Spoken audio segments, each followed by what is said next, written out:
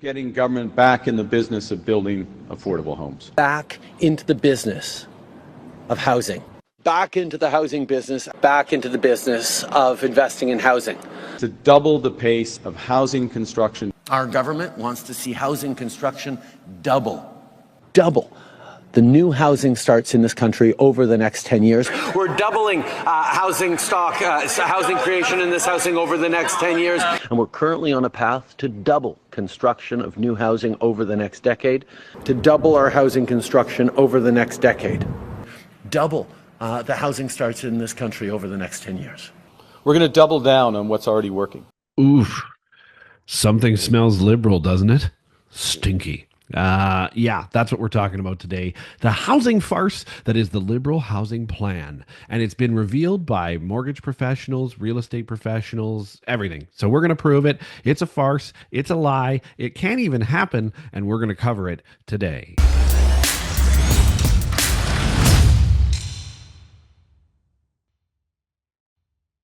Welcome back to Bakes on Things. It's the end of a week. It's Friday. Happy Friday. So we are going to be putting up together a farce Friday. And the farce today is the Liberal housing plan. And we cannot wait to reveal this to you because it is such an impossible plan to achieve that even mortgage brokers, some of the top ones in the country, real estate professionals and so on, are basically revealing that it can't be done. And they just don't want you to know that. So we're going to talk about that today. And I want to start with one of the top mortgage brokers in Canada who posted on LinkedIn today, Ron Butler. I want to read you what he has posted. Ron writes, 500K new homes a year? This is so completely crazy. Mark Carney opened with this preposterous lie 10 days ago, and now Jagmeet Singh has jumped on the pure nonsense wagon yesterday. Insanity. Pierre Poilievre doesn't put a number on his housing plan, which represents a degree of rationality. But let's be clear, there will be no 500K homes built. Canada's best year was 275K 46 years ago. Strong chance new home starts fall below 200K this year. The math ain't mathing. Best recent new home outcome in recent times, about 255K, with the majority being multifamily units.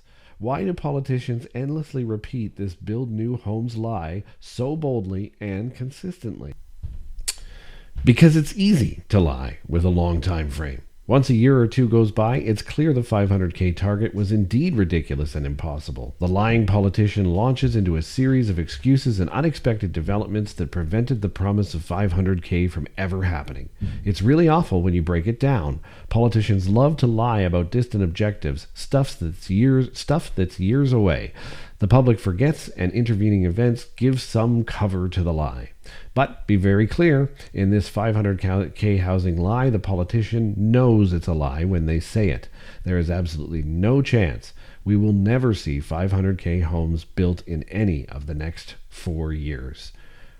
Ron, if you haven't followed him yet, Ron the Mortgage Guy, but also Angry Mortgage Podcast here on YouTube. You can also see it on TikTok as well. I know many of you probably already follow Ron because he's got a huge following, but if you don't, definitely give him a follow and a watch and a subscribe as well. If you can give us a subscribe as well, that would be great, as well as maybe share this out so we can get this message out to more people. It helps the channel, obviously, but it more helps the message and make sure that the truth gets out to Canada nationwide. Okay, so let's focus on this and let's cut through the political noise and get to the heart of this pressing issue.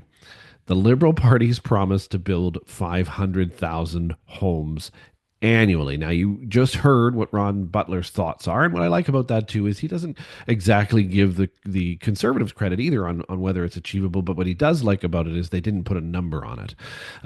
So on the surface, the Liberal Party, it sounds like a bold solution, but we heard that video at the beginning, didn't we?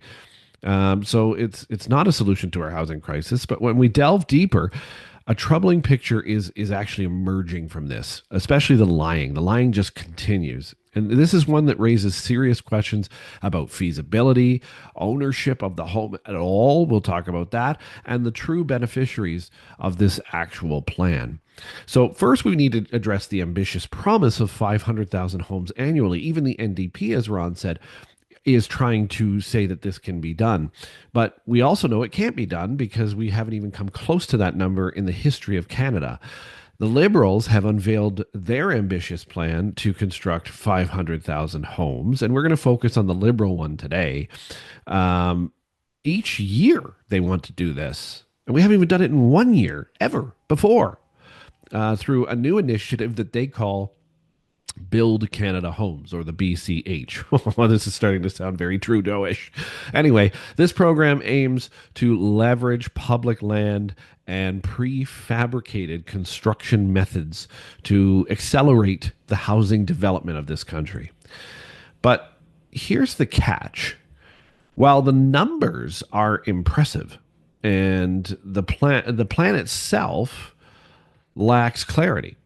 Really, if you read the plan on their website, it's completely garbled. The plan lacks clarity on a crucial aspect in particular, and that is that it does not mention home ownership at all.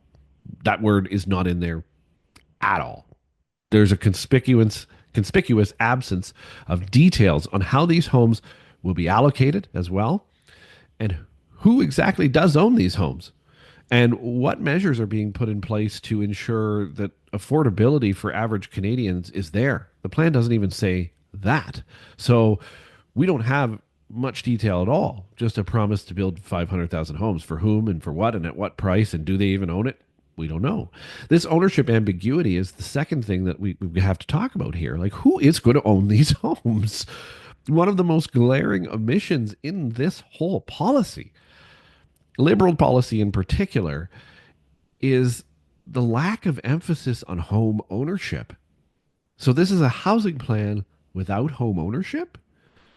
See, the plan focuses on increasing housing supply, but it does not specify whether these homes will be available for purchase by the homeowner themselves, by individuals, or if they will be managed as rental units by government or the private sector. I wonder what Brookfield Asset Management does. Anyway, the ambiguity raises concerns.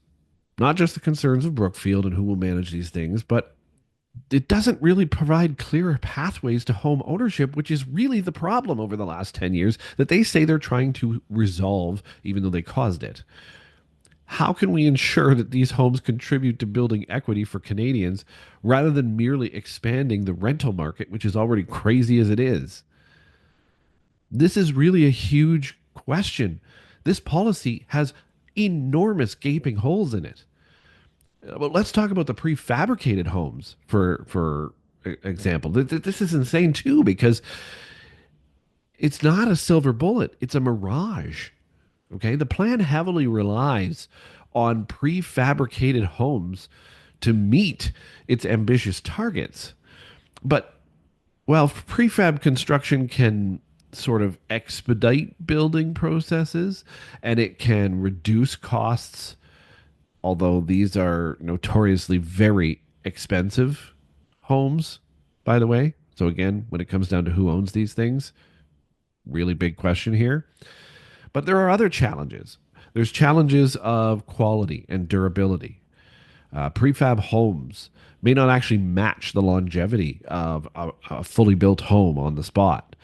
And the quality, of course, of traditional construction. These things are slapped together like a puzzle, right? They come in pieces and they just puzzle them together.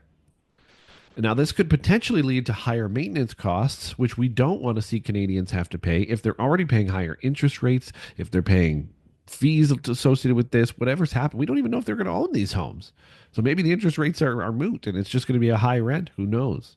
But the other concern here is community integration. Rapid deployment of prefab units can result in uniform neighborhoods lacking character and diversity. Now, again, this is all sort of aesthetics, but at the same time, it can really devalue a neighborhood or a part of a city. There's also infrastructure strain. How are we going to handle this with the sewers and the hydro and the water? Mass construction without corresponding investment in infrastructure, like the roads that they're going to be on, the schools in the area, the healthcare that can overwhelm communities if there's too many homes being built and not enough healthcare. Moreover, this whole plan doesn't factor in much around it at all. The plan doesn't address how these homes will be integrated into existing urban fabrics, or whether they will be located in areas that have access to essential services. What if the ambulances aren't closed? What if these things catch fire? Who's covering that? It doesn't make sense. How can you build 500,000 of these and not have any infrastructure around it? The other problem is financial feasibility. Who foots the bill for all of this? Because this is a lot of homes. This is, as Ron said, we've only nearly approached 250,000 homes in a year. So how are we building 500,000? That's a monumental financial undertaking for this country. The plan suggests utilizing public land, which is fine, and there's some of that in the conservative policy too. And offering incentives to developers, that sounds familiar. Who keeps stealing conservative policies? But it lacks detailed budgeting. There is no indication of what this is going to cost and what the funding strategies would be to execute it. Okay, so key questions are really remaining unanswered here in this housing policy, and that's what makes it a farce beyond all farces. And you can't believe it. You can't believe it. And it's like many of the other problems out there. So, cost estimates, for example, what is the projected cost per unit? And how does this compare to current market rates? Well, that's not in there either. No answer to that. What are the funding sources? Will this be financed through taxpayer dollars? Are we increasing taxes again, Liberals? Or is it going to be reallocation of existing budgets? And where are those coming from? Or is it going to be public-private partnerships, which is a little scary when you think about Brookfield? There's a lot here that's farcy. It's very farcy. And I don't even know if that's a word, but we're going to use it. See, the long-term sustainability is one of the other biggest concerns here. How will ongoing maintenance and management of these properties even work? How will that be funded? If they are home ownership, then how are we allowing the increased cost of maintenance to these homeowners? If it's rentals, who's funding that? Who's managing that? So without transparent financial planning in this plan, the plan is an entire farce. The risk of cost overruns and fiscal mismanagement looms huge over this plan.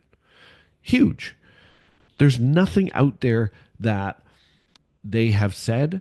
There's nothing out there that they have revealed that even answers any of these questions. Now, let's counter this with a conservative counterproposal, which are more market-driven solutions. And again, this podcast is more conservative, but I'm trying to be as less partisan here as possible. Although, let's be real, right? I'm not sugarcoating anything.